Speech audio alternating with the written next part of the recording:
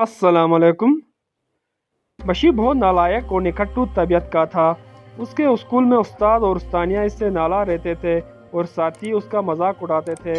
एक दिन बशीर की अम्मा स्कूल आई और उस्तानी जी से अपने प्यारे बेटे की पढ़ाई पर बात करना चाहिए।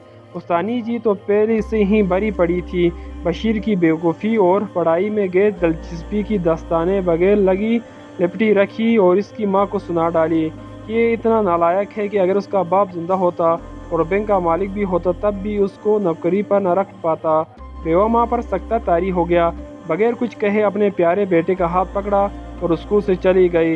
न सिर्फ स्कूल से बल्कि वो गाँव भी छोड़कर शहर चली आई।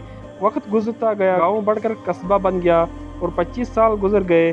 स्कूल की उस्तानी जी को दिल में शदीद दर्द महसूस हुआ। अस्पताल में दाखिल कराया लेकिन दर्द बढ़ता रहा और सब लोगों ने करीब बड़े शहर के अच्छे अस्पताल में ओपन हार्ट सर्जरी का मशवरा दिया। सबके मशवरे से वो शहर चली आई और सर्जरी करवा ली। ऑपरेशन कामयाब रहा और उन्हें कमरे में ले जाया गया।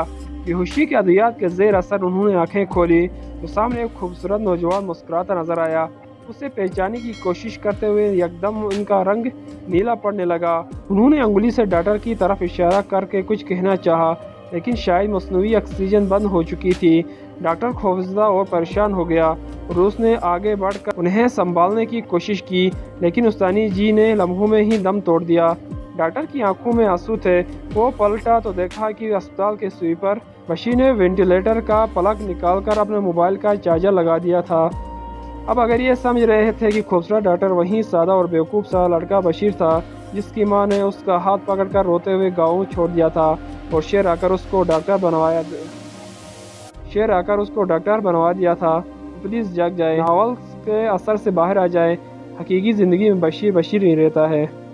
दोस्तों, अगर आप लोगों को ये कहानी पसंद आए प्लीज़ मेरे चैनल को सब्सक्राइब करें और वीडियो को लाइक ज़रूर करें। शुक्रिया।